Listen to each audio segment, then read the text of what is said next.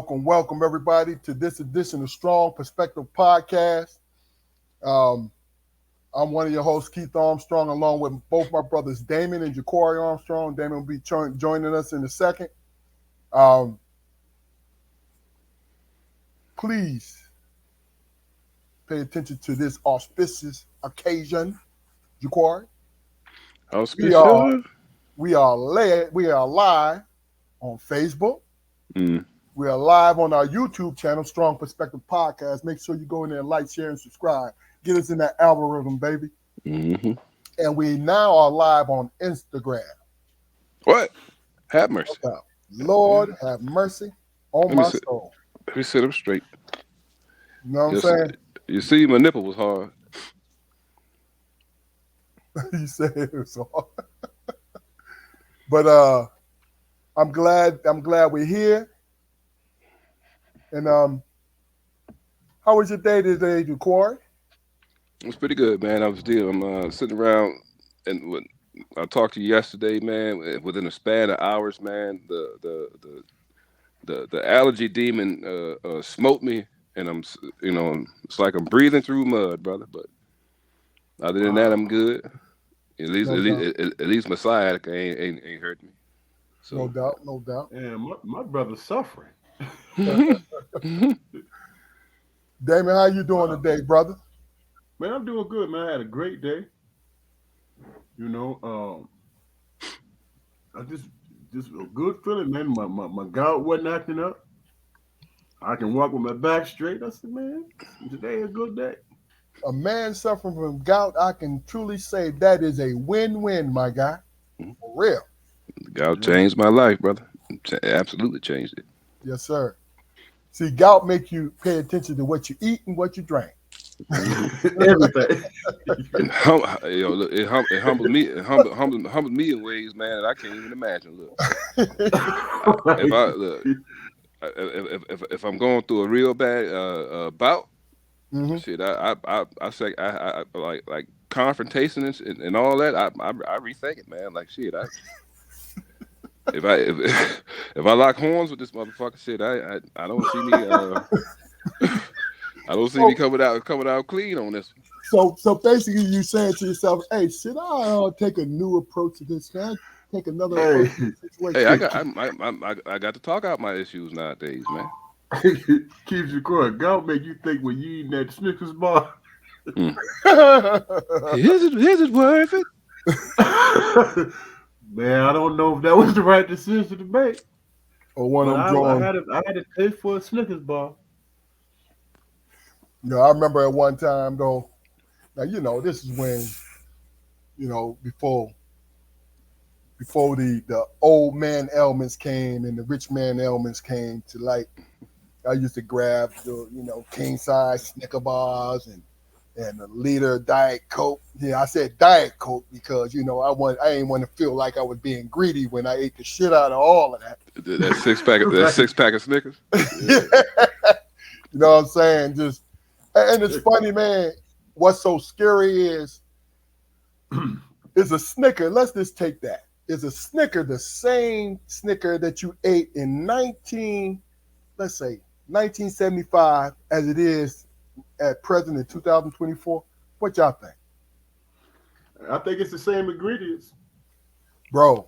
I don't believe it, man. Sir. I don't believe nougat and caramel and chocolate. No.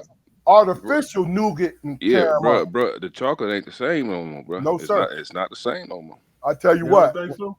No, because when I saw milk chocolate, because milk chocolate, that's all we had in America, to be honest with you. We had dark chocolate, right? But we ate mostly milk chocolate. Documentaries is my friend. You know what I'm saying? Discovery Channel. When they talked about what the ingredients were to go into milk chocolate, there was no chocolate involved in the milk chocolate. Or milk or whatever, yeah. Yes, sir. I'm like, come on, man. Am I mistaken, or was the reason why they started doing milk chocolate to stretch chocolate, period? Yeah. In this country, the commercialization of everything, because this country, that's what this country is.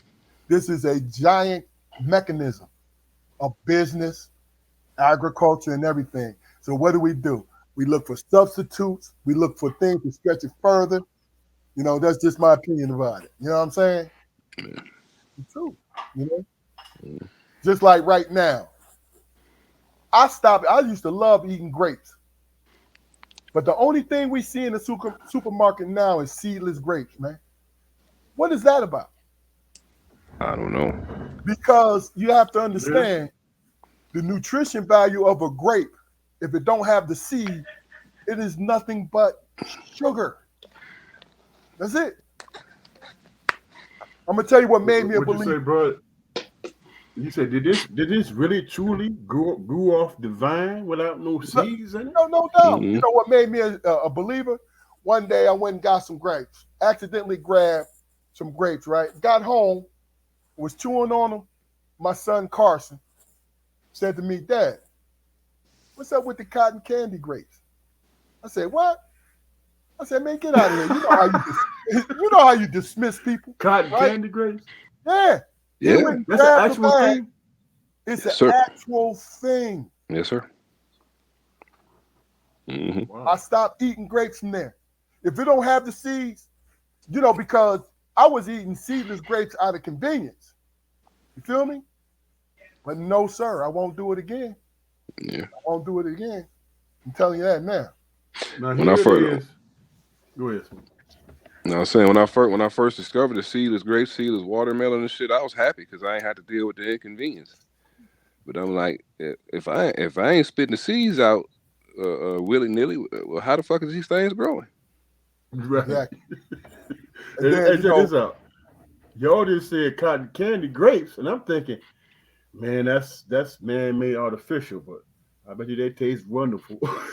Them son of a bitches is famous, man. Like, look, I'm gonna and have to and try it, them. and if they cold, oh my I'm god. not drinking the Kool-Aid, man. I like, Mm. you know what? I can't do it. That Well, see, that particular thing, like if I was younger, I would have bought bushels of them shits, right? But yeah. as I'm older, I'm like, you know what, man? That's crazy. You know what I'm saying? That's But y'all crazy. think about this, man. Cotton candy ain't nothing but sugar with flavor in it. That's all. Yeah. Well, I'm gonna tell you what though, Keith. I mean, shit. I understand, the difference between us. The reason why you won't eat them and I don't give a shit. I got a bag of grapes in my refrigerator right now. Yeah, yeah. I smoke, and that mean I don't give a fuck about no eating no fat or no grease or no shit like that. Fuck what? Look, I'm a risk taker. You know what I'm saying? Hey, look, a true smoker. It Look, take a shit. man to admit that. Yeah, Yeah, that's what I shit. do. Yeah, I go to the restaurant. I go to the foreign people restaurant and tell them to leave the MSG in my shit. I want it There it all. is. There it is. Hey, look. All right. What they call So that? Hedonism. It's called a short happy life. Fuck, I don't I tell you, and that's the thing about it, man. It's like we are in that realm where we was getting like, okay, a loaf of bread. If you didn't eat a loaf of bread within 2 days, what's going to happen? The yeast is going to turn it bad, right? It's going to start turning green. know. So that's closer to authentic. Like I had a loaf of bread. We went out of town. We went out of town, bro. We was out of town for a week and a half. I came back. That bread was still fresh And soft and shit. and Yeah. soft. Hmm. I said, yo, this is not no natural shit. You know what I'm saying? The boys I Can y'all work eat with, white man. bread, man? Can y'all eat white bread? I very seldom eat bread anymore. I at don't all. really eat it anymore. But I can eat, you know what I eat? Eat potato bread, man, and wheat bread. That's what I eat. Potato bread because it tastes good on the damn sandwich. Mhm. I eat wheat bread. I can't eat no white bread, man.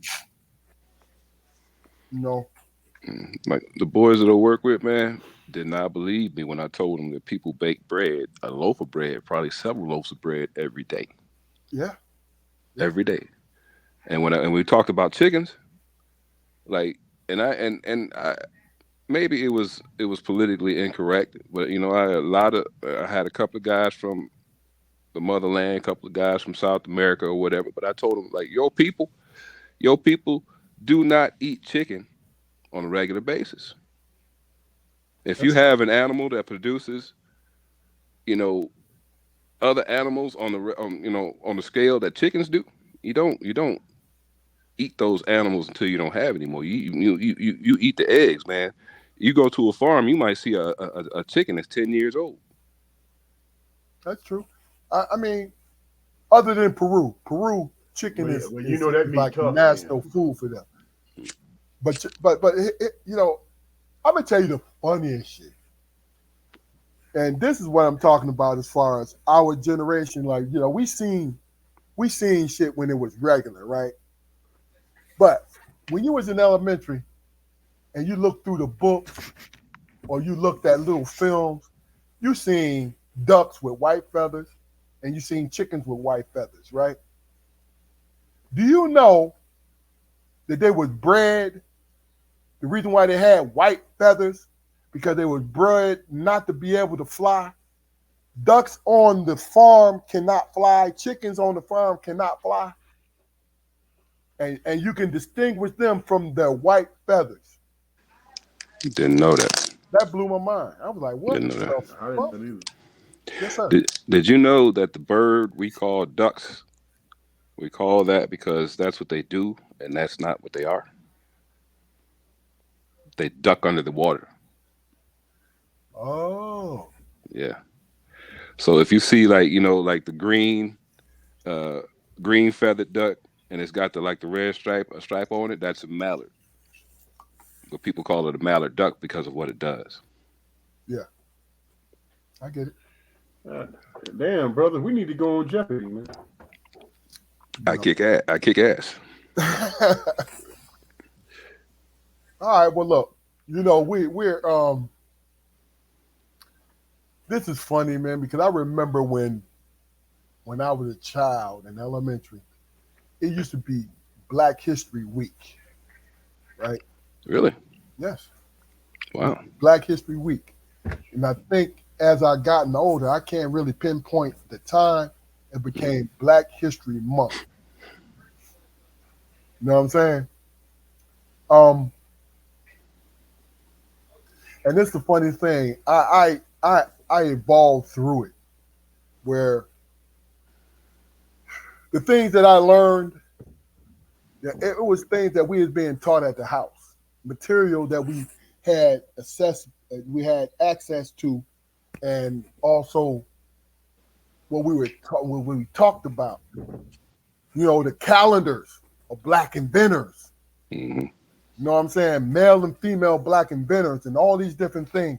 We was privy to all of that. And I had a sense of pride when the American government decided, hey, we're gonna give you a month. Even though it's the shortest month of the year, Hmm. but it was a month because and ride along with me, and then I want y'all to give me your opinion about You it. think that was done by design?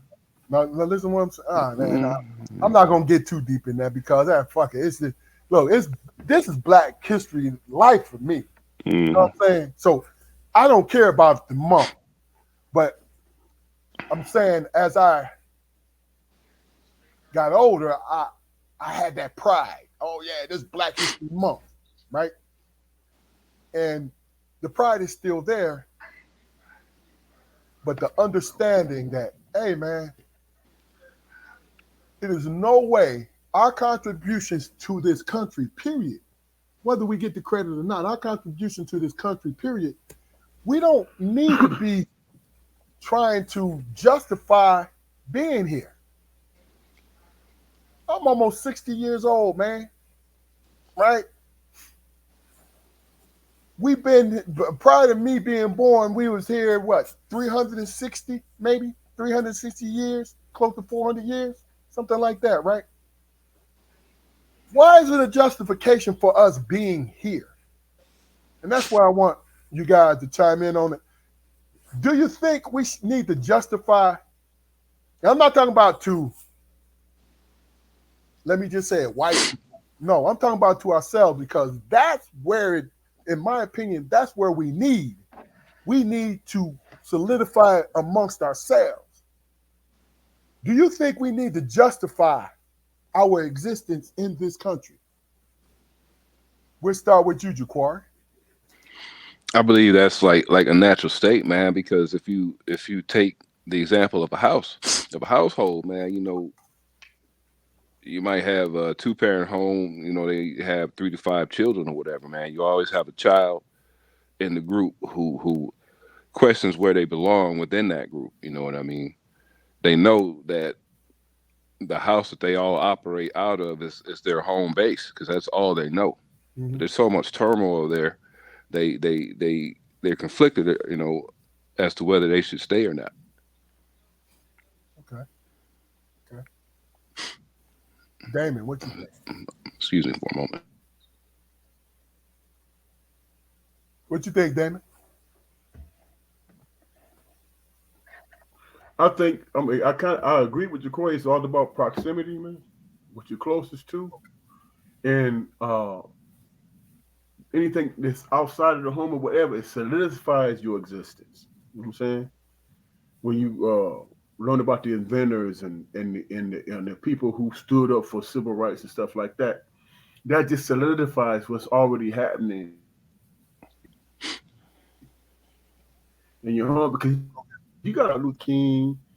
I mean, Afrocentric stuff, man. We went through the whole gamut, man. You know, but it was solidified through our experience because we was exposed. You know what I'm saying? And remember how we used to say our life is like being in the army, man, because there were things put in place that we had to uh, recognize, understand, and be that soldier, be that leader. You know what I'm saying? Okay. That's how we, you know what I'm saying? We were raised to be that and to be an example. So as far as justification, we live through our parents' experience, man, because our parents, they grew up in segregation, man. You know, my kids don't know what segregation is. They don't know their grandparents, especially my mother-in-law. She came from the South. She lived through segregation, and so did our parents. Our parents. You know, and there's this gap from my kids to my upbringing and my parents that my kids be like, man, I don't, what I'm saying? Why we always got to talk about race and color and all that stuff, you know? And in real time, in actuality, in real time, we're dealing with the stuff that our parents dealt with, you know? Okay. And it's overt. Okay. It's happening in real time, and they have the tendency to say, "Man, I'm just gonna live my life. I'm not gonna deal with it." But if you look at everything in history, man, civil rights has been taken away in a lot of countries. People being oppressed, put in ghettos and gulags and stuff. And you think that can't happen here? You know what I'm saying? We only what 40%. Only what? I You didn't. know, African American, we only like 40% of this population. We are not a big. What is it like 40? Oh, bro, wait, 47 no, million of us. I don't even know. I no, don't no, even know no, if the no. numbers are that high. That's no. That's about we're about 15%. They used to preach 13%, but let me put No, it I'm like talking this: about you might. the actual population, but as far as percentage, we are like 14%. You're right. Okay. So no, no. Let me You're put that absolutely right right. because I wasn't disagreeing with you. What I was saying to you is this because I think it's more, but they only acknowledge the 15%. You understand what I'm saying? But they come. Right. I say they because it ain't no conspiracy. It is people trying to get elected. So what do? They feel and this what in this country, my opinion, everybody, in this country, people gravitate, they either gravitate to what we feel or they go away from what we feel. You understand what I'm saying to you? Think about it. Because entertainment-wise, what we love, the rest of the country loves. Right? But then when they talk about, when you talk about what's best for the country economically and all this, right? Even though we survive, we all go to work every day. The majority of us go to work every day, and we do what we need to do to be who we are as human beings, right? The majority of us. But they only concentrate on the 8% that is dependent on the government. Of us now. Not the 8% of our population, but the small percentage that depends on the government. That's what we're looked at as, right? So most folks get mad, like, oh, don't look at me because I'm like them. Don't put me in their category. No, you missing the point completely. They want to define you. I'm talking about the politicians now. The politicians can be black, red, whatever. They want to define you by this small percentage because they want to control you. Now, do I sound paranoid? Maybe. But my point is, I look around every day and I see black folks, men and women working. You understand what I'm saying? Going to work every day. Now, my purview, what I see, right, is just what I see. I have a limited, vision of what I see. But what I do see, you can't tell me what's being pumped on my television, through my phone, through my laptop of our community. You feel what I'm saying? Let me ask you this though, man. In terms of let's say sitcoms as a form of entertainment, right?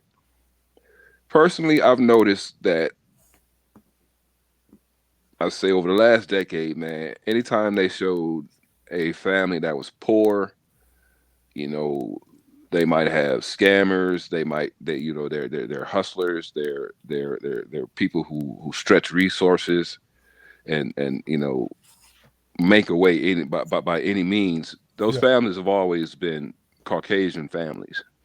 The last family that I consciously paid attention to, the last black family I consciously paid attention to who were struggling was the Evans family. Good times. Okay. Now, Well, or what's happening. Okay. Or them. Luke, do you have something to contribute to that? Because I have a question after you're done.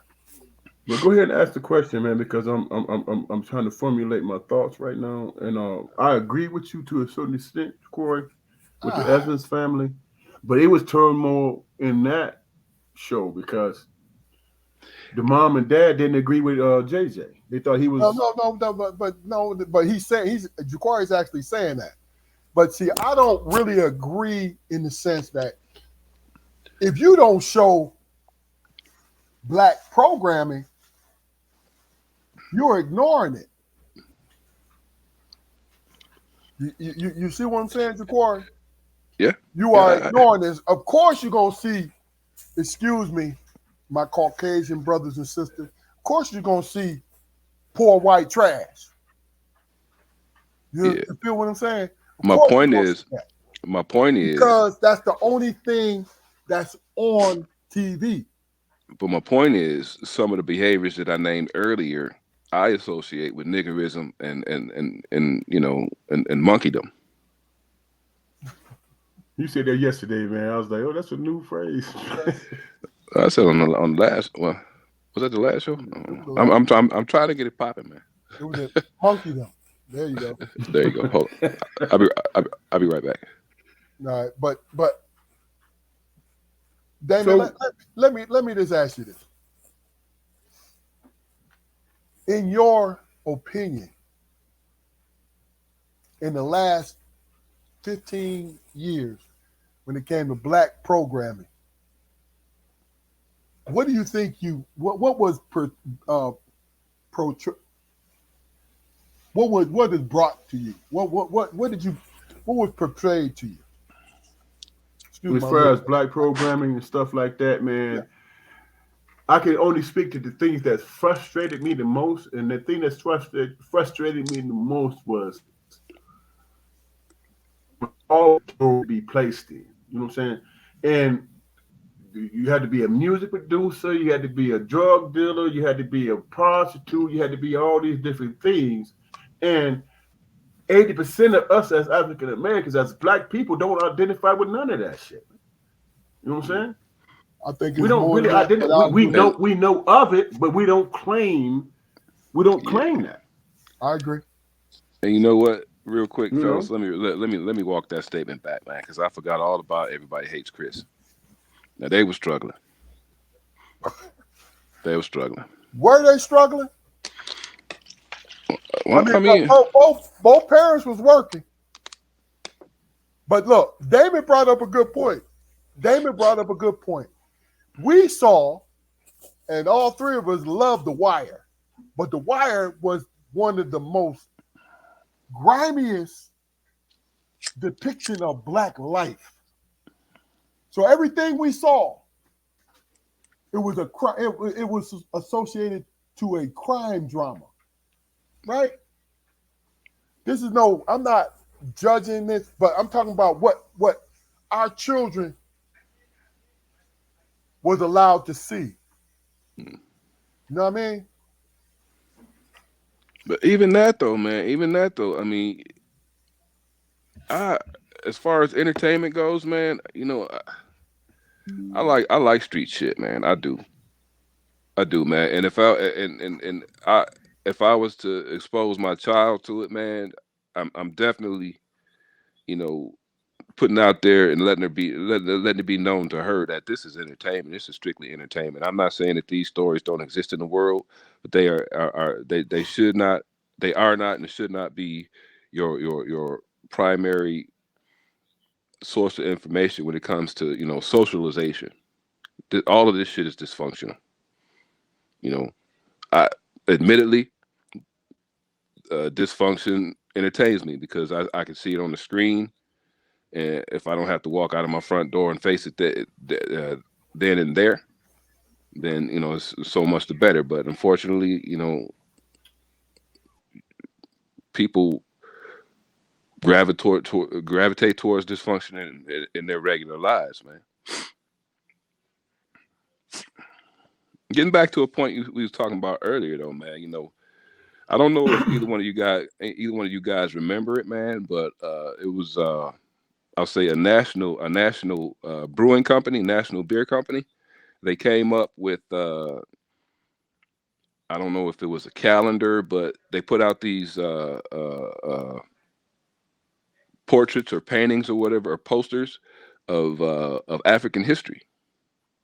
I don't know how accurate it was. That was Budweiser. Yeah, I didn't want to mention their name though.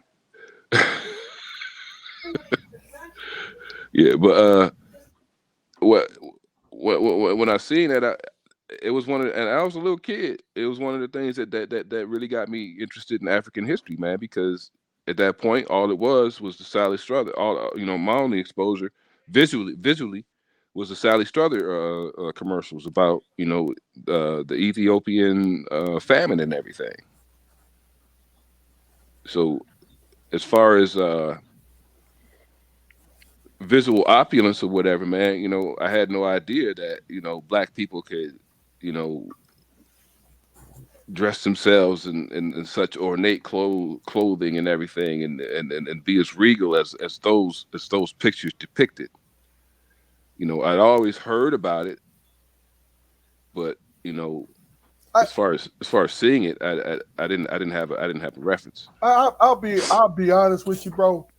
Honestly, because I was raised to go seek the truth. I didn't like the way, you know, I'm a 60s, 70s, 80s, 90s baby, as they say. I didn't like the way we were depicted as human beings. You feel what I'm in saying? in those posters. No. I'm speaking on the posters, but what I'm saying is, I went and investigated it and understood it. Like looking at the posters, looking at the different kings and queens and different things that preceded Europe. You understand what I'm saying to you? So what it did to me as a child, it empowered me to understand that we were more than what I was being told in school that we were. Our history didn't start at slavery, basically what I'm saying to you. But the fact that it did start at slavery, the invention You gotta remember, of the agricultural invention, the different industrial inventions that we were a part of that changed America, right? In which you can go research. We were not taught that. You had something to say, Fluke? but here's I think is too, Keith, man. Now, when you think about me and you, man, we was indoctrinated at Nightingale, man. I get it. You know what I'm saying?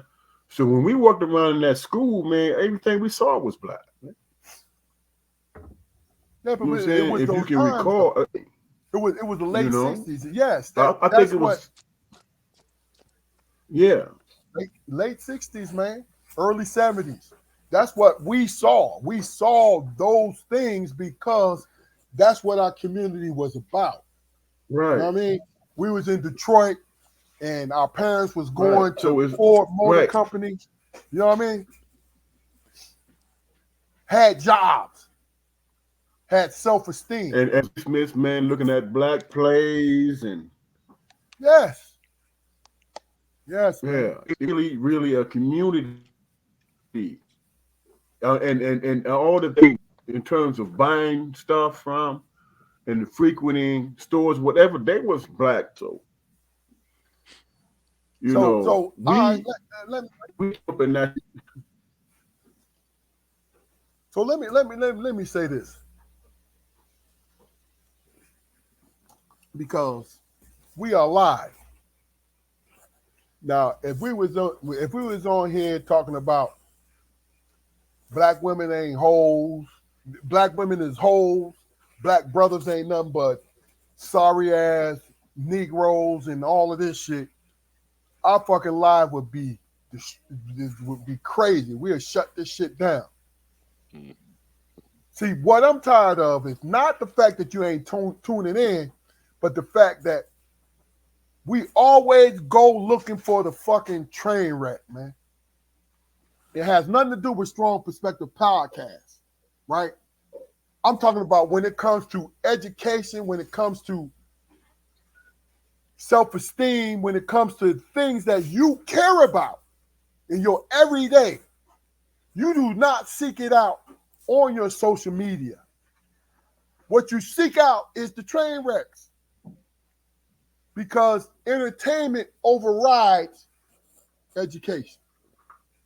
That's my opinion, and I can be wrong now. So it's not like I'm just sticking to this shit. But my point is, if you see this, and Jaquari and Damon, if you disagree, please, I beg you, change my mind.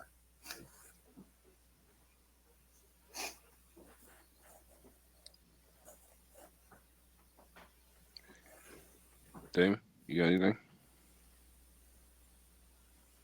No, y'all keep going out. I didn't hear the last part.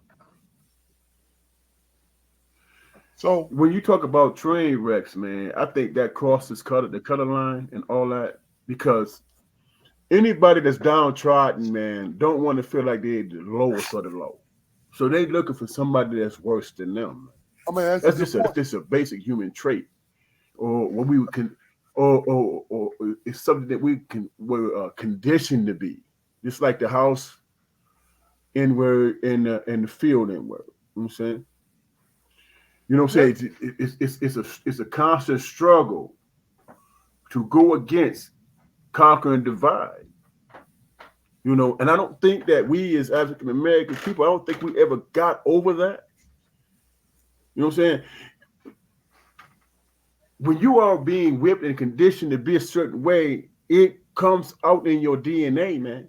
You know what I'm saying? And it's translated into your offsprings moving up. They become docile, they become submissive, they become all these different things.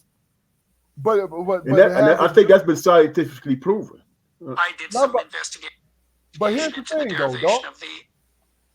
It's about the undisciplined child. First of all, the undisciplined child, and I'm speaking just this spitballing, the undisciplined child will hear everything he or she needs to hear to become a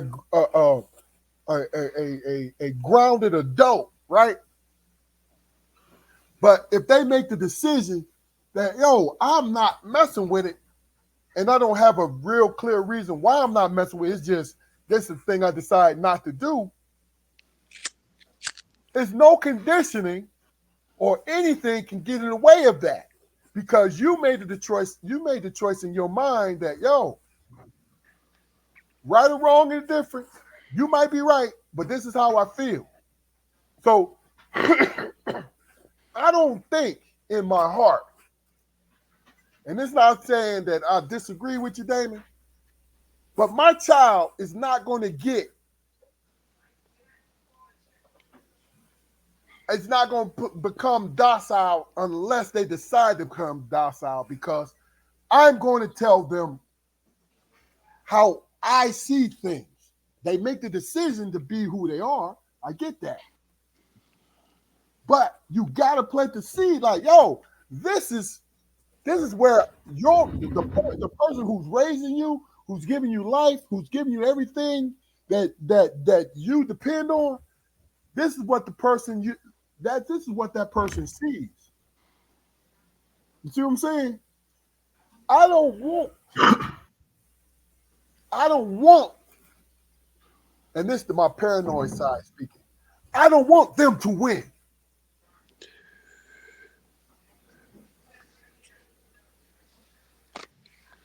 You understand what I'm saying, T? When I say my paranoid side, because we do look for the invisible specter. The invisible specter on the reason why we decide to go along with shit. We decide to go along with shit because that's what's in our heart. That's how I feel. What do you think about that, Dan? You know, this is where my mind comes to, man. You know, when you condition a people, man, to be a certain way through strife and struggle and tyranny and all that shit, you know what I'm saying? They take on that mindset, that mindset, and they say, okay, this is how you're gonna survive. You know what I'm saying? One time, man, there was one time in raising my kids, I said, I'm not going to put my hands on my kids, because my job is not to break them, man. My job is to make them feel confident within themselves. Now, they act out or they do something I told them not to do or whatever, you know, there are ways that I can convince them that, hey, that was the wrong thing to do. But my job is not to break them. You know what I'm saying? And when you look in our community, there's a lot of broken people because who they are was beaten out of them. First of all, that is your opinion, bro, and it's probably valid, but yeah, I disagree slightly with that. Right. Because if your child understands, and sometimes it is I'm not talking about abuse, but a beating, couple lashes, let them know that you have a problem with it. Now it's going to get them to do what? Second guess any wrongdoing. Right. Or convince them that they have to be more slicker or more clever. Yeah. But my point is, this is my point. When we raise our children, we raise them To me, when it comes to my sons, they know exactly what I don't like, and they know exactly why I don't like it, because I take the time to tell them, look, this is why I don't like this shit. Okay, so let me make sure I'm understanding what you're saying. You don't like it, right? Yeah. Are you? Is it born from a position where you fear for their safety? Fear So from you this. so you bound and determined to convince them not to do anything that put themselves in harm's way. Yes. Is I what can you're say saying? yes to that. I can say yes to that, bro. Okay, so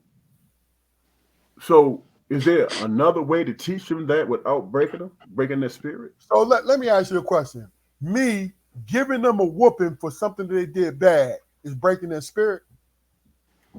Yeah, it is. Why? Because it's telling them that the only way I'm going to what it's telling them is that in order for them to fall in line, they got to get an ass whooping for it. No, bro. First of all, let me just say this. I understand what you're saying. So this is not a disagreement. But what it is the simple fact that there's other ways. There's one way, like, okay, let's talk it out. If you have a child that you can talk it out with, that understands what you're saying. But if it's a child that buys their time, like, oh shit, Pops is not whooping my ass. Okay, let me sit here and listen to him. Oh man, you shouldn't do that because of this, blah, blah, blah, blah. You see what I'm saying? Yeah. See, No, it's a scientific fact, man, that the two states of mind that people remember things in is pleasure and pain. It's a good point, Jaquari. But here's my point. The fact that if your child look at you in a matter of respect, because he sees what you do every day for them, right? And then you choose, as you talk to him about it, like, yo, our father did the same thing. I do not want to do this shit, but this is why, because I've said this at least 4 times to you that this is what I don't want you to do. Now you push me to the point where I have to put up or shut up. You see. And sister-in-law, let me tell you this. When it comes to your children, you definitely have to have respect.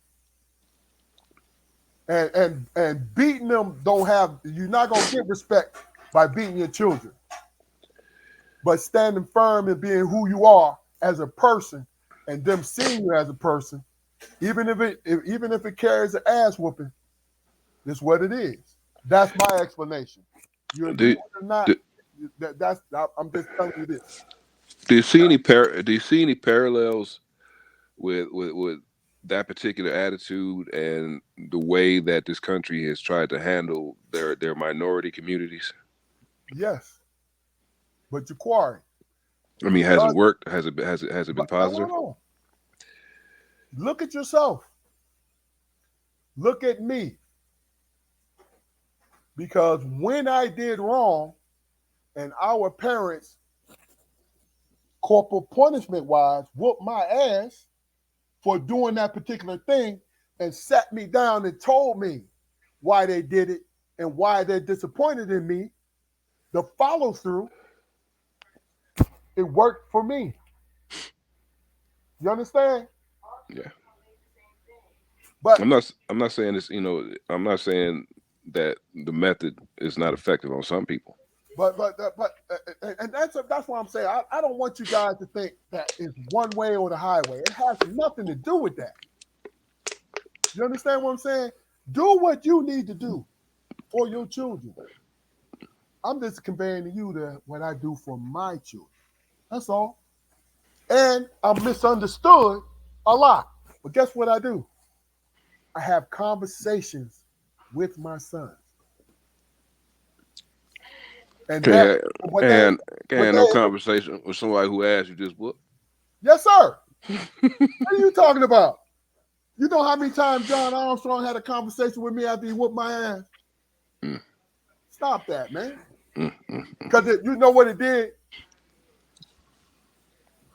Instead of looking at John Armstrong as an asshole for whooping my ass, for me doing something impulsively, he conveyed to me, hey, I set these rules and I've given you a chance and you disobeyed them. So I had to react. Now he's still giving me a choice to be who I need to be. Yeah, imagine that. Imagine that. Being given the choice. Hey, man, you understand that you're messed up and you got to take your medicine. You got to take your punishment. Right? Isn't that conditioning, man? Okay. I tell you what, I get it, but explain conditioning to me, man. Conditioning, man. Explain conditioning to me when you're teaching your children to be able to excel out in the world. Okay, so he was my explanation. If my child do something that I told them not to do, put themselves in harm's way, does it make sense to spank them, to convince them that, hey, you know, when you do something wrong, it's going to be punitive and it's going to cause harm to you? Or do you sit them down and you say, listen, this is what's going to happen if you take this road? I'm saying you got to ask yourself, is this beneficial? Is this going to serve me well? I'm saying, and that's something that you can do on a consistent level until they understand. You know what I'm saying? Okay. Taking something away as opposed to putting the strap to them, man, is a major difference. So let me ask you this, because I respect what you just said, and I'm not disagreeing with you. If you have the child who will listen to you, right? Now, the world is punitive, man. The world is punitive. I'm not talking about abusing your child, not at all. I'm saying to you is you need to draw a line for your child. You need to draw a line for your child so your child will understand that there is a line that shouldn't be crossed. Because if you run into someone who is in the law enforcement background, who feel like they got something to prove, right? And your child pushes the envelope and give them the opportunity to put their fucking hands on your child, instead of being able to handle their ass, if they writing you a ticket, handle them in court with a good lawyer, embarrass them in court. You see what I'm saying? I'm just using that just as a small example. But my point is, go ahead, Jaquar. You wanted to... Yeah, I'm saying, but how are we raising our children? Are we raising our children to be frontiersmen or good citizens? There's a difference. Splitting it down the middle, man. Because being frontiersman, meaning that you're keeping your independent spirit, right? But understand it, if you stay on the frontier spirit-wise, then anarchy is going to follow that, because you're going to end up doing what you want to do on the smallest thing. And you know, guys, you know I'm speaking from my perspective, 30 years of law enforcement. Okay, now, well, there's a second part of my question. Yeah, go ahead. And I get that. The laws of the land and the laws of man differ in a way that I believe the laws of the land will prevail, I respect that. and often do. I respect it. I get that. So us being in the position to raise our children, man, especially boy children, man. I mean, I kind of align with Damon in the fact that I'm not trying to break their spirits, man. That's my my the industry I work in, man, is designed, I believe, to in some aspects break black and brown boys' spirits. So hold on. Being a parent that gives your child a whooping when they do wrong, is that breaking their spirit? You look at our history, Keith. No, look at your history. Look at our history. No. I can personally say that when I did wrong and I got an ass whooping, I understood it. I'm talking about look at African American history in this country, bro. Do you realize you realize in times of slavery, often if the father was around, they would beat the unruly child so the master wouldn't beat him. First of all, here's what I need you guys to understand where my point is talking about. I understand. So, no, hold on. Let me just say this, because like I said, things we're all saying the thing around. But here's the thing: when it comes to a woman don't want to see their child, and I'm being so mystic when I say this. A woman don't want to see their child getting whoopings, right? But also, a woman don't want to see their child getting thrown down a road where they get thrown in prison or go to jail. Am I right? Yeah, but what's the seed though, man? The seed that what's the seed? What's the seed? Wait. What's the seed? Keith, let him respond, man. What's the seed of if Mr. Tom up the street see you doing wrong, he whoop your ass, and then you get an ass whoop. You get an ass whooping. You get an ass whooping from every house until you get home, and then your parents whoop you home. Why did that traditionally happen? Why did that traditionally happen? Because they didn't want their child being lynched. Exactly. Okay. So I'm talking about. You don't think that process? You don't think that process was built to promote the breaking of spirits? First of all, when you are, to me, God, that's a legitimate question, Keith. You got to ask the question. Are you going to listen to me, man? Because I'm trying to explain to you. If you are responsible for your child, you have to set a boundary for your child, right? You have to set a boundary for your child. And if we're going to speak about it, we're going to speak about the male child. Because the male child is filled with, quote unquote, testosterone and all these different things, and also peer pressure and all these different things, right? So if you don't plant a seed in your child, letting them know, like, look, it is good to speak up for yourself, because I know how to speak up. I've always learned how to speak up for myself. But I also understood that I can take myself down the road. I can take myself down the road to put somebody in the position to harm me. All right? Mm-hmm. Now, wasn't Shaka like 14, 15 when he killed his first man on his journey to being a king? What that got to do with anything? Now he was a damn prince. He was still a child. Yeah, but what about the other people who was beaten by his father figure? First of all, this is where the confusion is. Please do not put me in the mind of, oh, I think you should beat your child every Wednesday just because, right?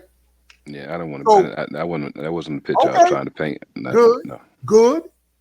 Then tell me, what is the proper time to give your child a whooping? You're the one that's advocating whooping the child. No. Hold on. I'm asking you and you, what is your proper time to give your child a whooping? Because I've automatically said to you that I believe in corporal punishment. What is your belief? I do too. What is your belief in corporal punishment? Because that's what I'm asking. I'm I'm gonna not t- asking anything else. Yeah, I'm going to tell you that I believe in corporal punishment. Although I've never spanked a child. I've never spanked a child because I don't have any natural children. I'm sorry, I dropped my earphones. Repeat that again for me, bro.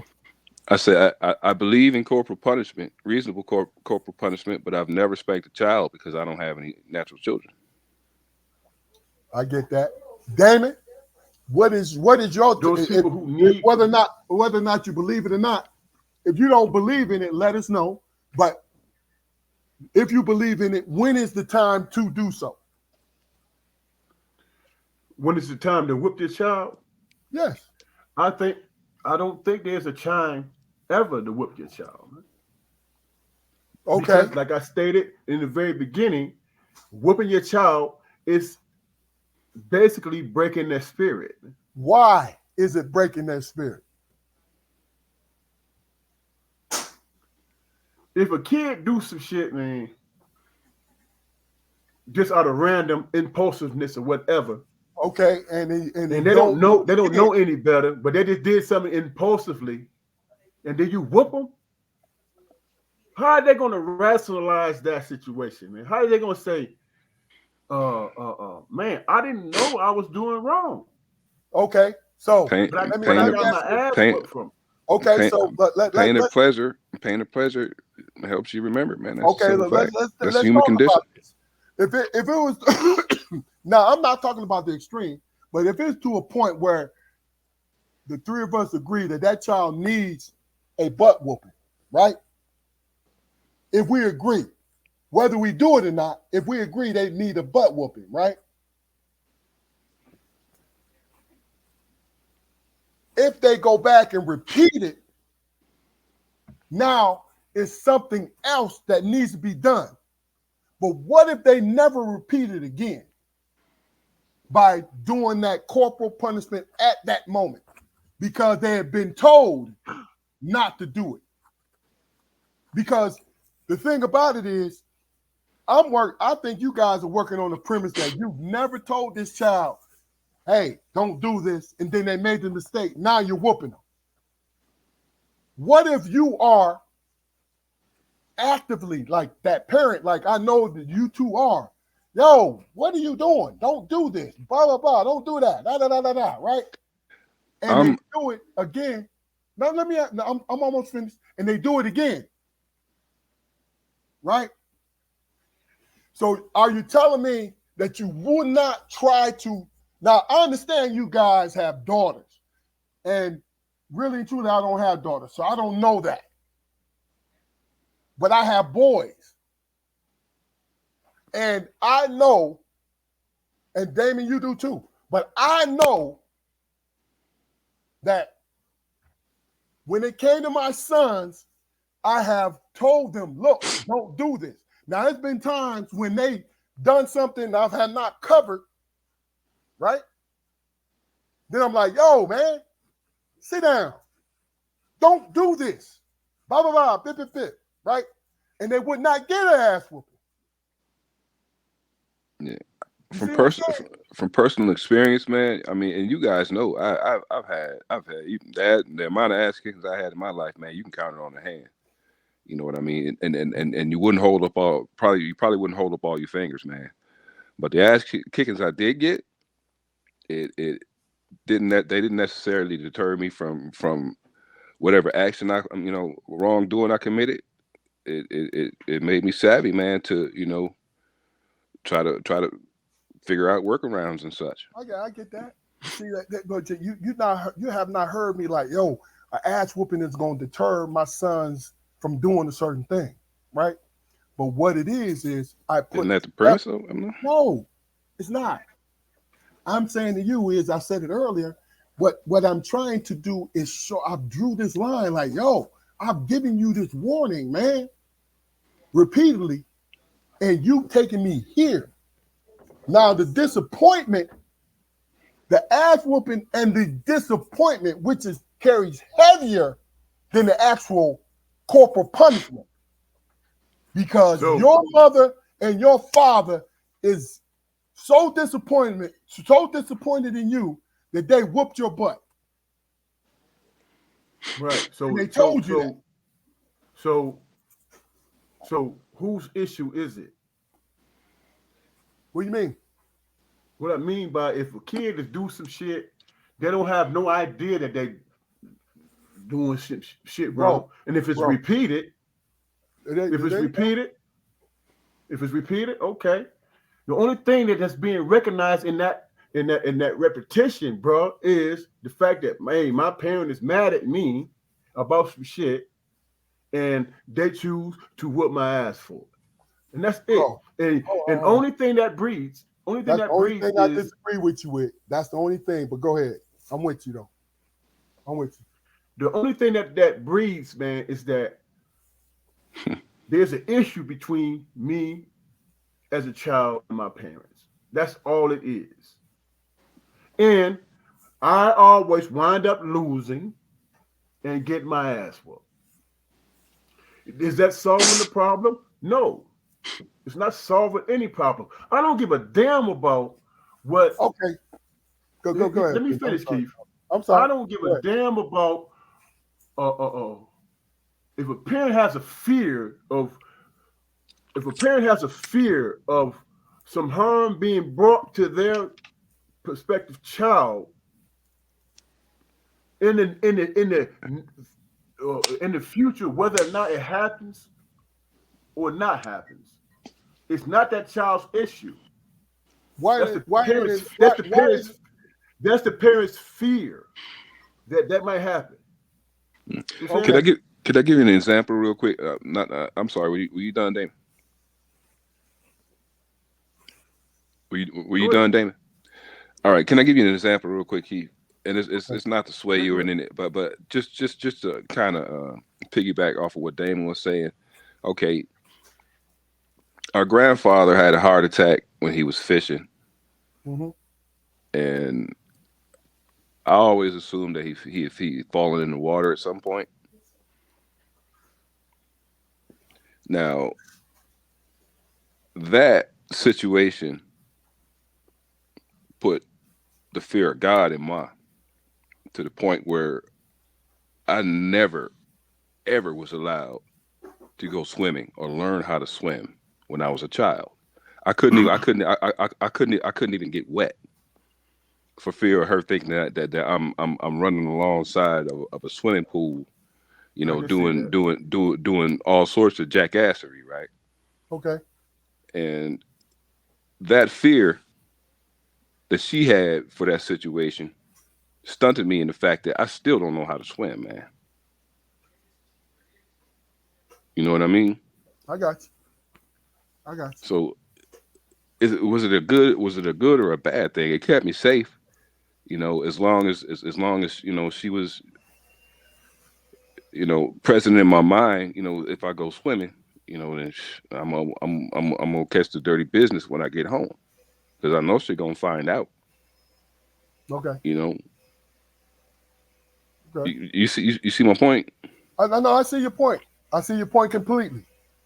Because honestly, not making excuses, because I'm a father when it comes to the dirt that I did in my lifetime, and what I allow my sons to do. My sons were not and my youngest son not allowed to go to any house parties, right?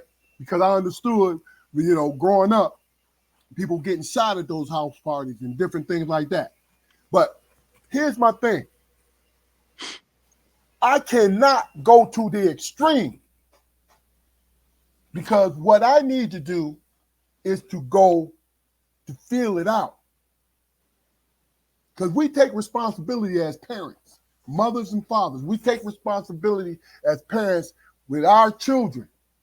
Now, if your children can handle not getting a butt whooping, that's beautiful. Because I'm not advocating to whoop your damn child. I'm saying to you is, I understand why you should. Because understand something, bro. We, all three of us, have worked in situations with the extreme of youth. Right? Now, how many times have you said, man, I wish somebody was in their life just to plant the seed that it ain't as bad as they say it is, because you take on the responsibility to do what? To be that person. Right? See, and that's my thing. I'm not going to tell you how to raise your children. I'm not going to tell you you're wrong. Right? I'm saying to you is, I understand the choice that I made to raise my son wasn't always right, but it was comfortable between them and me. We were at a understanding. So when my son, you have to explain that to me. You say, first of all, when my son is out, when my son is out, my oldest son was out doing his dirt, I crossed his mind because I told him that he would be in a certain situation and this is how he should think. And he ain't got no damn business putting himself in that situation. That's what I'm talking about. And he got that understanding because you whooped his ass. Yes. First of all, I don't agree when you telling me that when you whoop your child, you trying to break them. That's to me, that's a white point of view, man. How? Because you're trying to, first of all, your goal, you and sister-in-law's goal is to raise your children to be safe and understand how to move in this life. Right? But if they have never been, and like I said, some people, you can just talk to them. And God bless you if you had it that easy, bro. God bless you. I didn't. I had to be ever present, ever giving what I needed to give. They needed to understand where I was coming from. They needed to understand that I would be disappointed in them and understand that I would cuss them out if I knew this, that, and the other. You see what I'm saying? Not the fact that, you're free to make your choices, because I always understood that about myself, my sons. I'm not trying to control them. What I'm trying to do is give them the proper choice to do what because that's what I received. Here is the situation, man. It's from my own personal perspective. Here's the situation. If you or anybody else chose to rear or raise their kids in that way, that's your business. I just don't subscribe to it. And I never disagreed with you with it, did I? Did you hear me that's say all I I'm saying. disagree with you? I did not disagree with you at all. No, all I did, brother, was give you my point of view. That's it. Right, and that's what I'm doing. I'm not. That's it, man. If that's what you chose to do, if that's what you believe and what you think, hell, the Bible says, "Don't spare the rod." You know what I'm saying? The Bible says that. I have my opinions about that. Mm-hmm. But for me, in the actual situation of going through the act of treating my child this way, I don't see it. It don't make sense to me. It don't make sense. For me, it's breaking them. All right. Hold on. Bro. You keep saying breaking. I need you to explain what breaking is. Okay, if you'd have let me finish my point. You finish it now. Exactly. Tell me what breaking is. Okay, let me finish my point, bro. Lord knows I got my ass whooped on a regular basis. Okay. You understand what I'm saying? And during and after the fact, I was broken. So hold on. I felt different. Explain to everybody how you was broken. And did you receive the whooping because you didn't deserve it? How were you broken? A lot of times I didn't deserve it, bro. How were you broken is what I'm asking. Because I didn't deserve it a lot of times, brother. That's what I'm telling you. You have to be clairvoyant, man. You have to be this all-wise person to know when to whoop somebody's ass or not. You know, slaves got whooped just for example. So, is this what you're saying? You comparing yourself to slavery, dog? No, what I'm saying is, okay. What I'm saying is what I just told you. Okay, that's your experience, and you feel that way. That's why I asked you to explain. You mean to answer how you want me to answer it, or do you want No, I just said what you just heard me say. Okay, I just wanted you to explain. I just said to you, I can tell you, a lot of times I got my ass whooped and I didn't deserve it, and I had to struggle with that. Within myself as a child, I said, "Damn, why is this happening to me?" That are socially fucked up. And it was all due to make an example, just for something that might happen.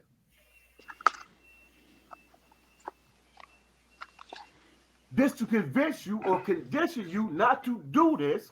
I'm gonna give it to you so you know and you can remember that actually happened, bro. So now you see why. Now you see why, and I'm not disparaging anybody or trying to make anybody. No, this is how you do it. No, first of all, look, do not take it personally because I'm asking you questions, man. I'm not taking it personal. You're making these statements. I'm just asking you questions. That's it. Keith, you gotta let him finish. You gotta let him finish, then, Keith.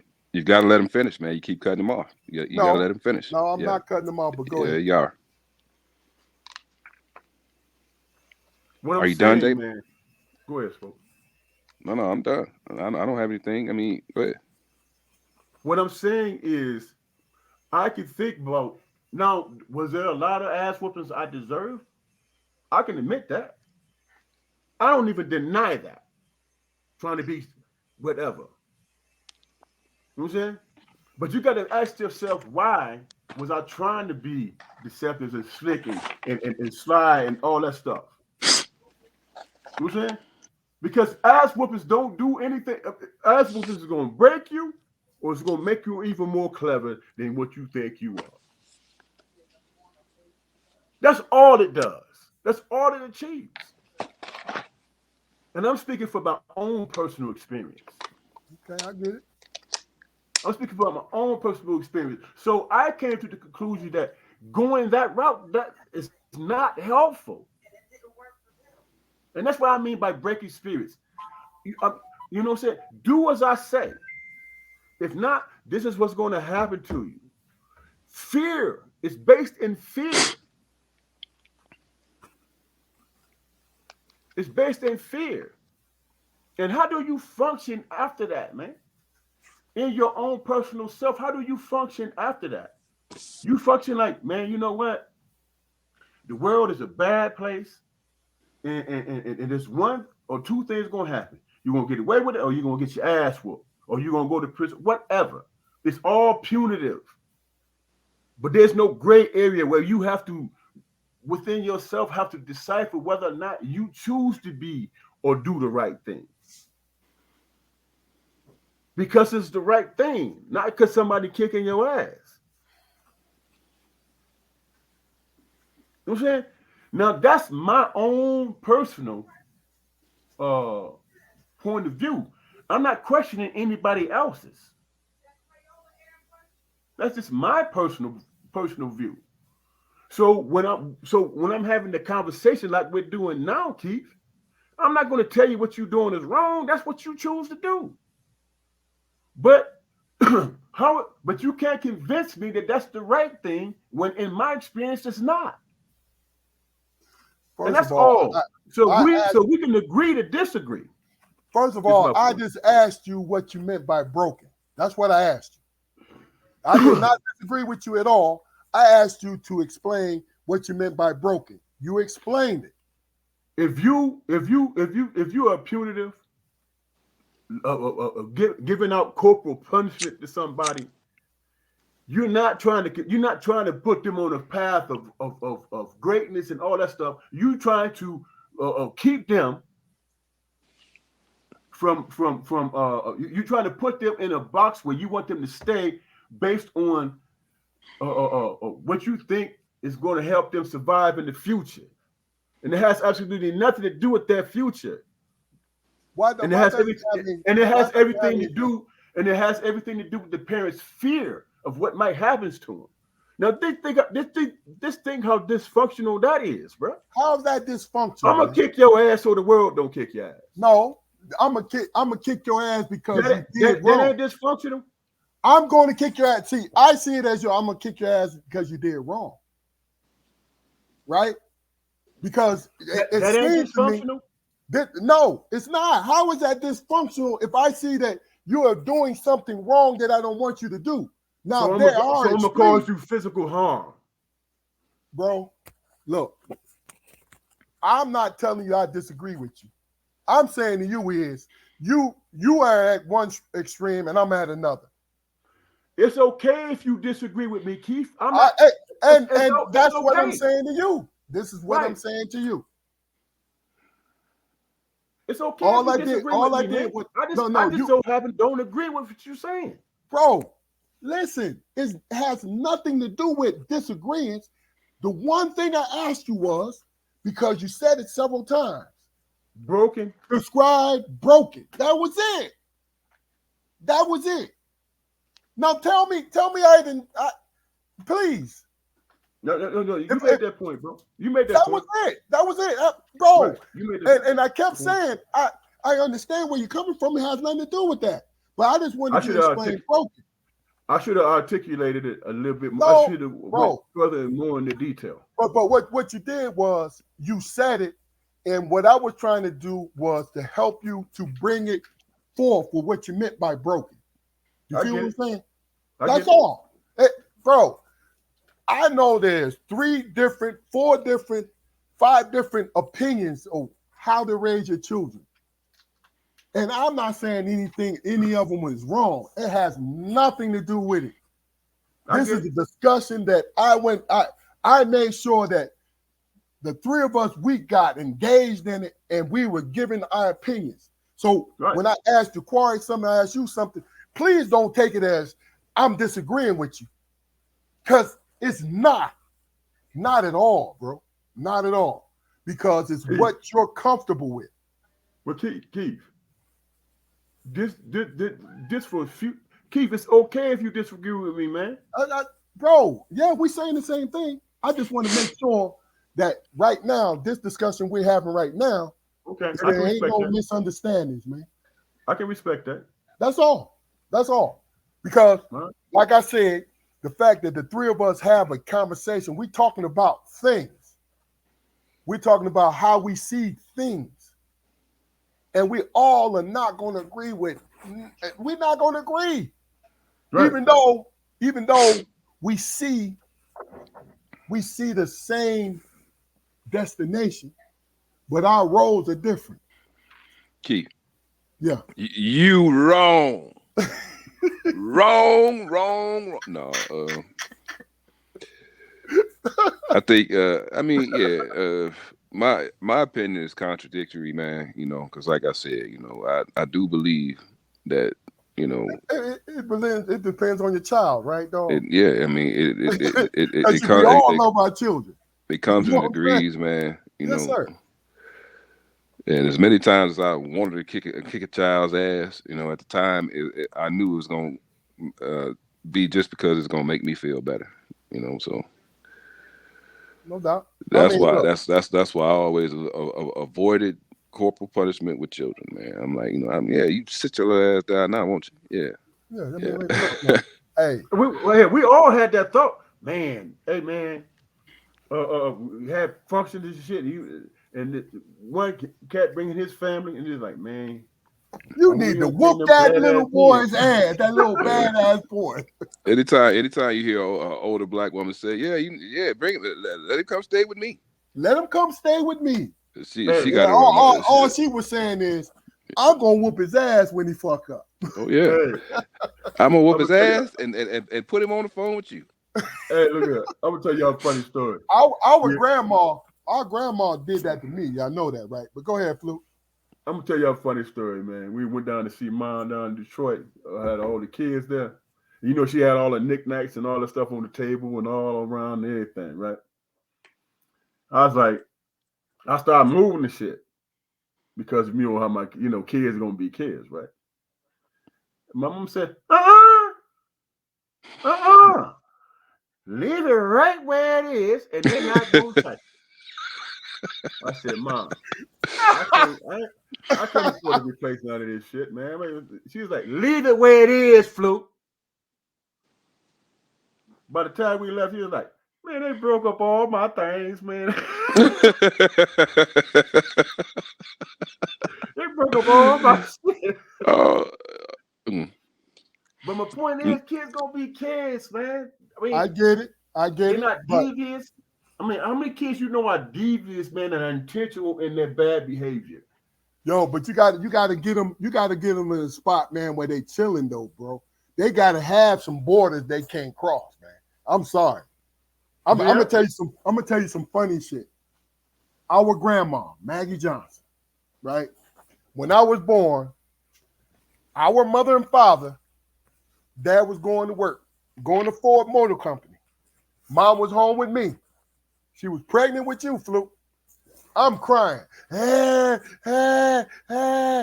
She called grandma, like, yo, he crying constantly. I don't know what's going on, right?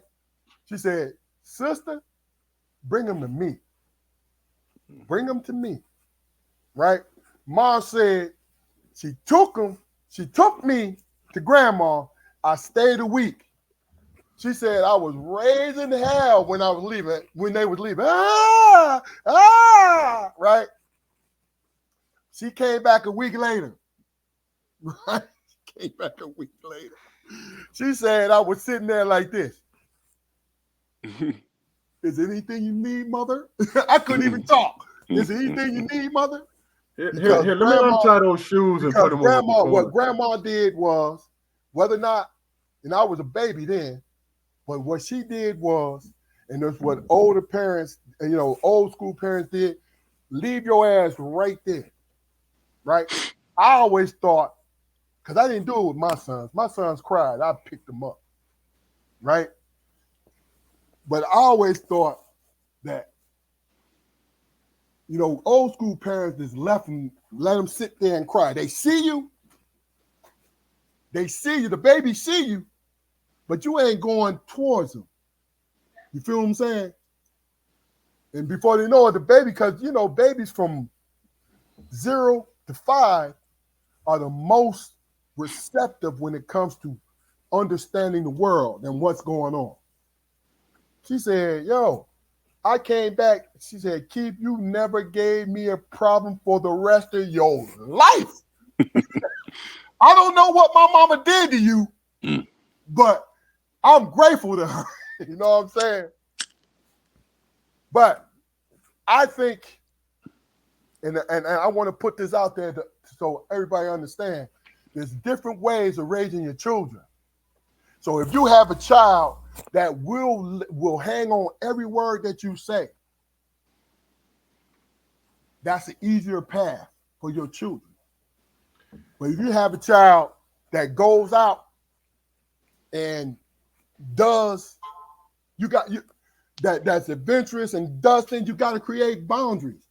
I'm not talking about abusing them, but I'm talking about, they need to know that you upset if they doing a certain thing. That's it.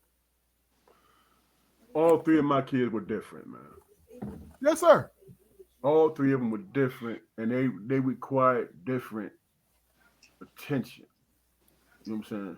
And for me, I had to have that awareness. You know what I'm saying? And for me, I had to put my children in a position where they can be successful with understanding that they're going to do stuff that I don't want them to do. You know? So you have to understand their personalities and who they are and all that stuff and have that awareness. I'm just talking from my own experience. Have that awareness to the point where it don't get to the point where I'm raging so much I got to do this or I got to do that punitively. Mm-hmm. You know? I get it. It's just having the awareness. And I wasn't the father of the year. I just said, okay, I remember when I got my ass whooped unwantedly and some wanted. And I'm like, okay. Jaquari, look at him. He's sitting up I here have like to have he's this a understanding. damn angel. And here this dude who talking about being punitive and whooping the child's ass. Every time it came down to us getting our ass whooped, my brother would pull me to the damn side and say, please, man, I can't take it. I can't take you getting your ass beat between the legs, around the room, and falling because you extending your ass whoopings. I'm like, bro, just take the three and we good. Pull from up under the bed and all that shit.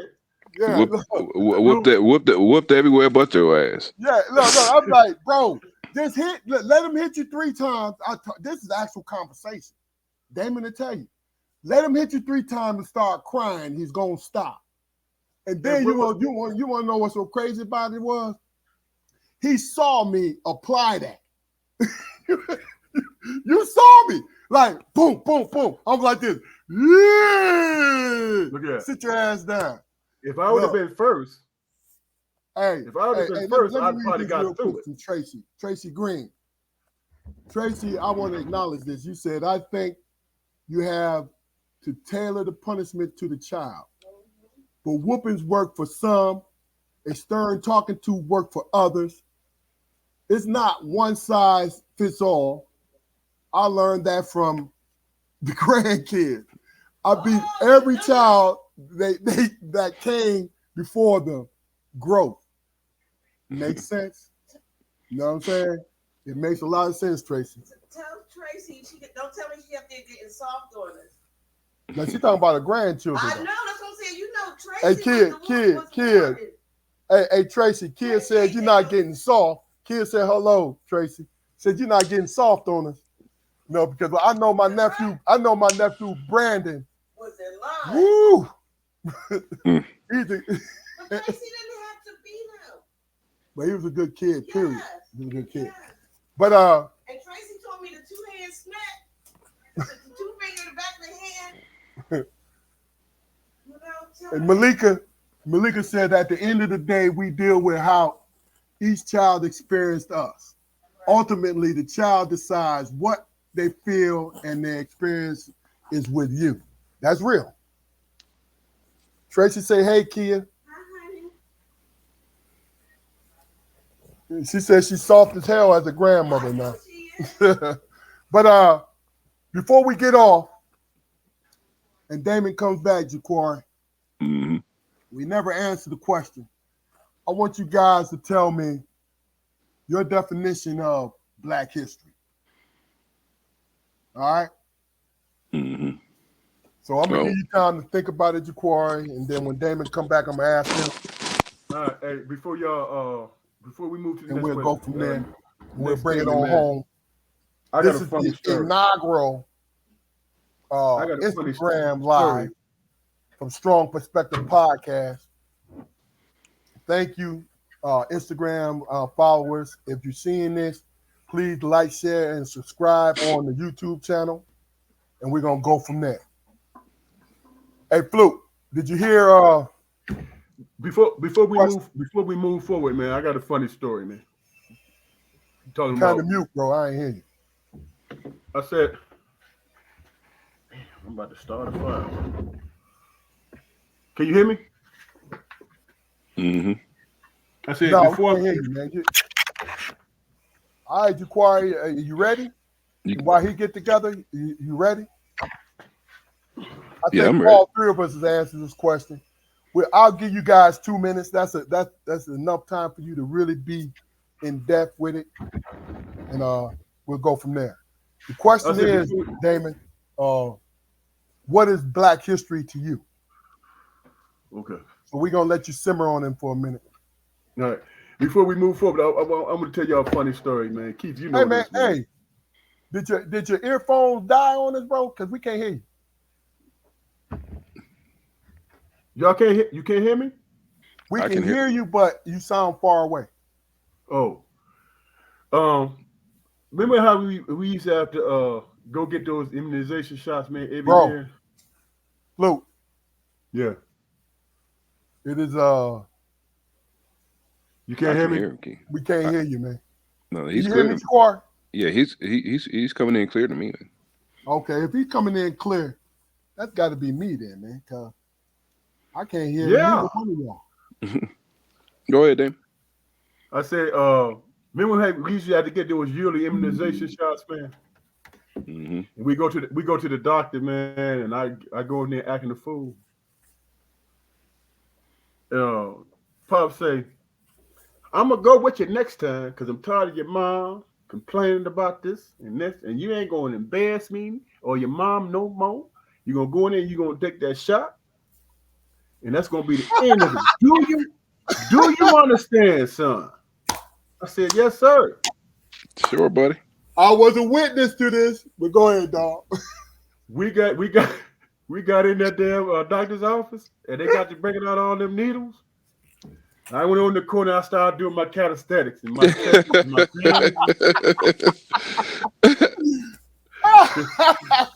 jumping jacks, running in place and shit. I said, I'm ready. Pop said, nah, you know what I told you. I said, you better get ready too. Yes, indeed. So after Pop and 5 nurses and 2 doctors and shit, he did not walk out there. Pop say, God damn, my son's strong as hell.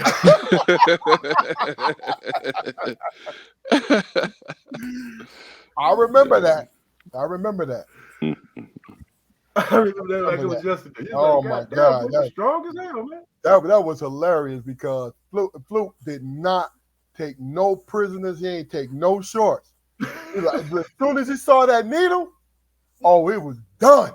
It was done. And I'm trying to be the big brother. Come on, bro. Now, look, it's only gonna last for a second. He said, Keith, I understand. brother, dear heart. I'm quite aware of the aspect of the situation you speak of, but no doubt. I'm going to do what I'm going to do. That's real. Right. That's real. Hey, Dad, are you ready? Yeah. Oh, yeah. My son gonna mind. Just beat it. I was like, okay. But look, I'm loose and limber. Look, while you was gone, I think I brought this up early in the episode, but real quick, we're gonna get 2 minutes apiece. Tell me what is your definition of Black history? All right, I'm gonna start. So give it time for you guys to marinate, right? See, we talked about the education that our mother and father gave us as we were children. You know what I mean? And also things to read, the calendars, the books on actual Black excellence, right? But what I come to realize is people don't acknowledge it, even though it's the gospel truth about what our contribution is to this. I was getting ready to say this country, but actually this world is what we strive to be. But the American Blacks contributed a lot to how this society is, right? But really and truly, I look at Black history as break it down to the individual families, right? The individual families who matriarchs and patriarchs went to work to make sure that they were able to plant the seeds in their children for the children to go on. Now, the seeds that they planted had nothing to do with how these matriarchs and patriarchs had some kind of plan. I wish it was a plan, because other communities had plans. Black Americans, sometimes it feels like we don't have a plan. What we plan to do is survive. What we plan for our children to do is survive. Our grandchildren, great-grandchildren. We want them to survive in this country that seems hostile towards us sometimes. So my definition of Black history is to hold on to the excellence and the consistency of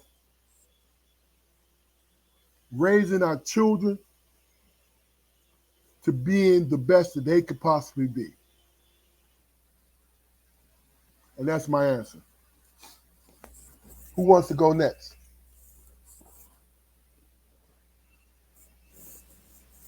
Well, I can say, man, that outside of names and dates, my notion of Black history is extremely personal, man. You know, I am Black history. We are Black history. You know, the neighborhood we grew up in. You know what I mean? Several examples, man, of African American families who were structured, man, and they loved peace. They absolutely loved peace on their block. You know, and they did things to promote that peace, man. You know, my experience in Ainsworth Circle, man, was the last time I'd ever experienced anything like that. Ypsilanti, Michigan, everybody. Absolutely. But I mean, the level to which I knew my neighbors, you know, equated them to extended family. It really did. You know, and no place I've lived since. Well, in North Carolina, you know, Marcus and, you know, all those guys were pretty close, you know, with them. But outside of that, you know, I don't know my neighbors. You know, we don't have the same sense of civic responsibility that I grew up under. So when I say, you know, I am Black history, man, you know, and I refer to the names and the dates, you know, I have an immense amount of respect for people who can recite those things, you know, because they are important times and events in, you know, in our collective history, you know. But I also take it upon myself, man, to, you know, once I hear about those situations, man, to personally try to, in my mind at least, live those situations, man, so I understand the struggle. You know, I understand the strife that, you know, our ancestors operated under, and it only makes me appreciate the triumphs even more. Okay. That's my answer, man. Damon? What Black history means to me, man, is that situation where it's explained to me as back then as a young Black man, that what the world tried to paint of us was a farce. It was a non-truth. You know, these people here, what you experiencing right now, and I'm speaking basically from my generation and how I grew up. To piggyback on what Jacory talked about, we had neighbors, man, who had history that we knew of that was connected to our family. You know what I'm saying? And it was a community, and it was tangible. It wasn't, you know, something that you read in the book and say, oh man, this person did this and this person accomplished that. Also, we saw people accomplishing things in real time.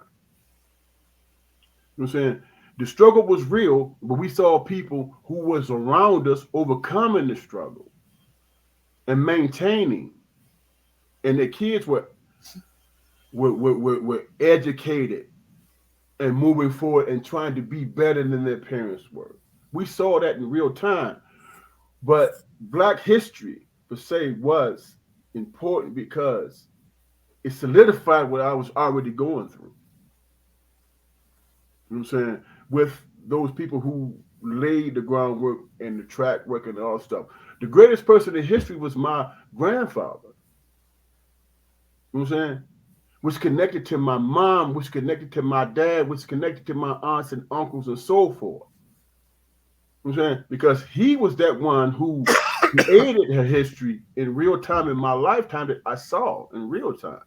Coming up from Arkansas to Michigan and establishing something, working 2 jobs to his death.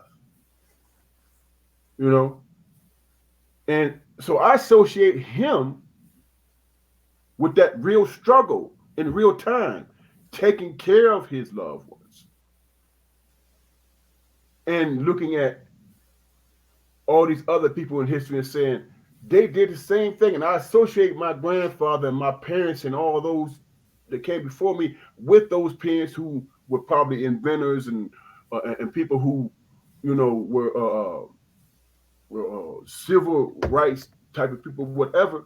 Hell, that's all we knew. Keep growing up. Yeah. That's all we knew. We knew the struggle.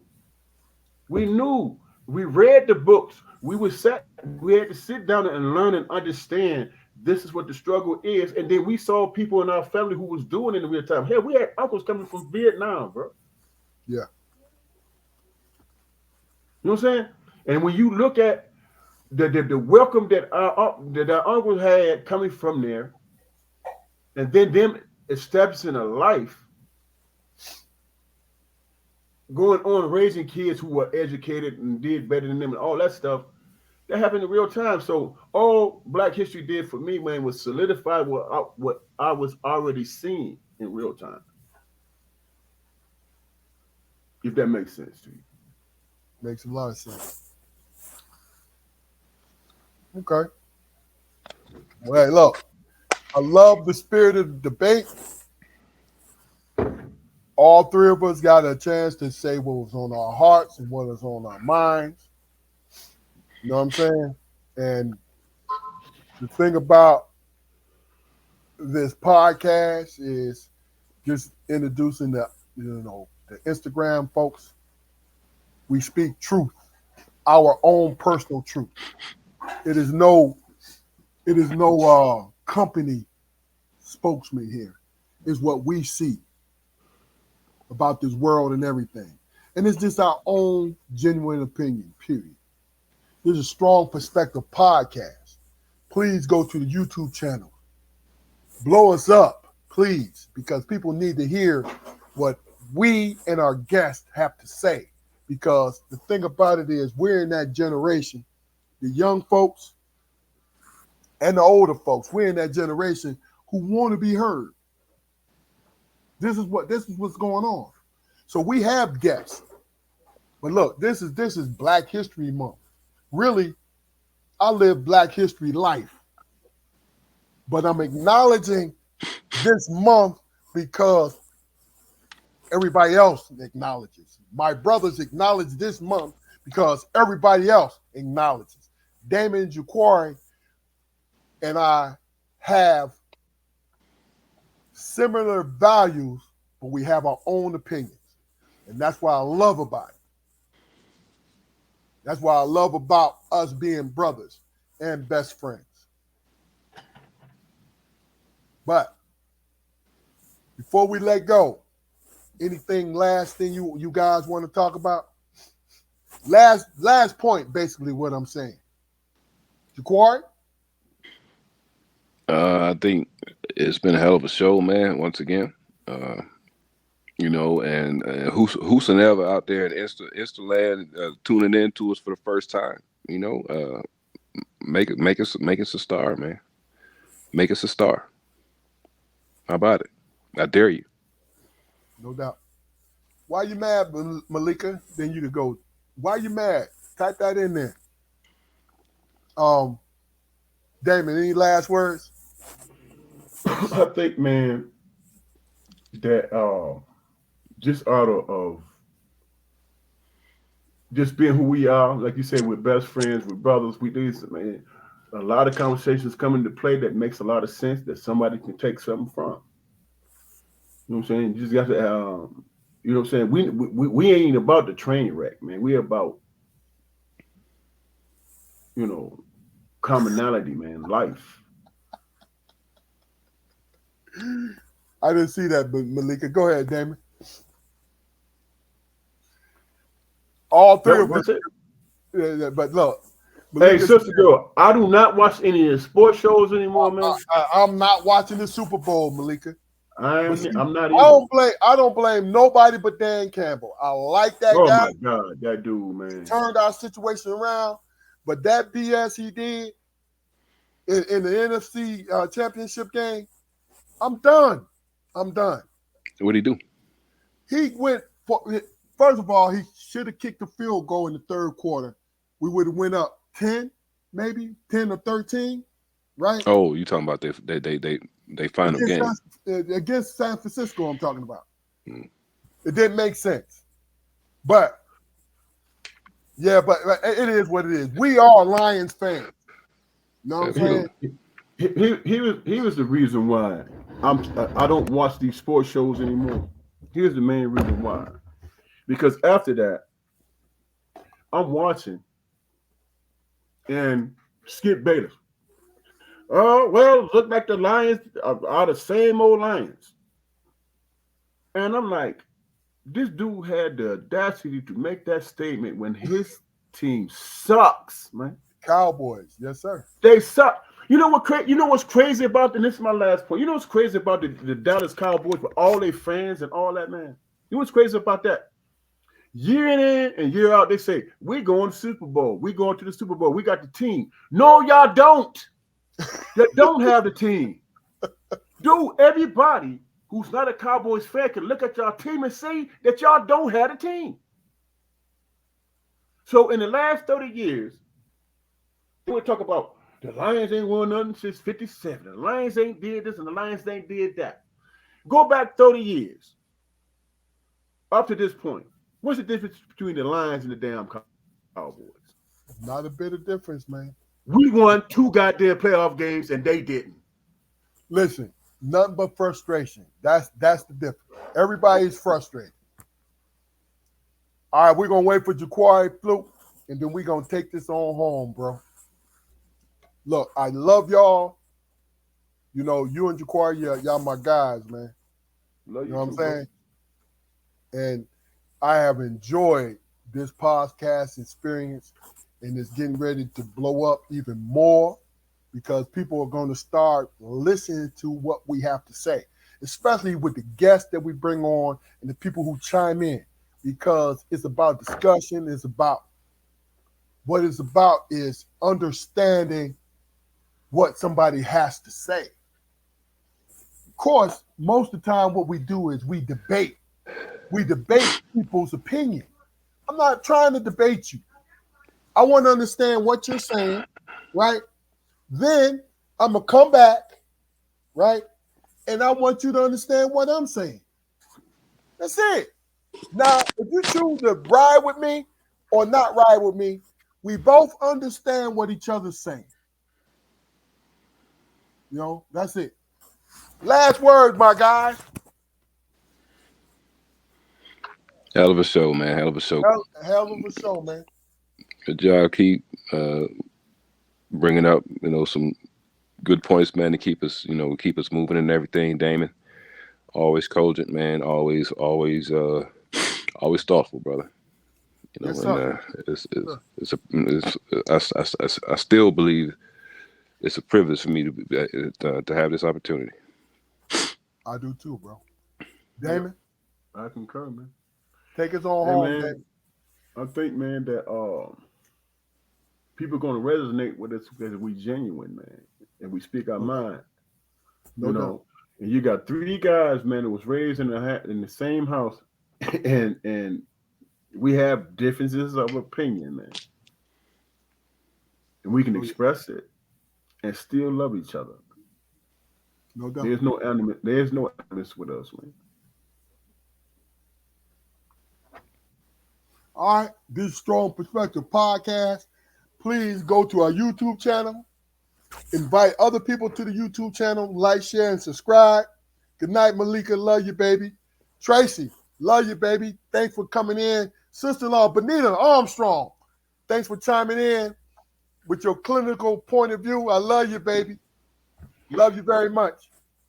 And did I miss anybody, man? Oh, and my wife was in my ear. Y'all ain't hear her. But Kia Armstrong. I was about to say, bro. No, look. Y'all knew she was saying something to Oh me. my God, Some of the bro. shit Yeah. I was saying. But, when we got up, I was gonna say, ooh. Yeah. No more peace in the valley. No more peace in the valley. no Dude, doubt. No I am doubt. so glad you acknowledged, man. Look, this Love is Strong Perspective Podcast. Love all y'all. And y'all have a good night. We'll see y'all next Friday, baby. Peace. Peace.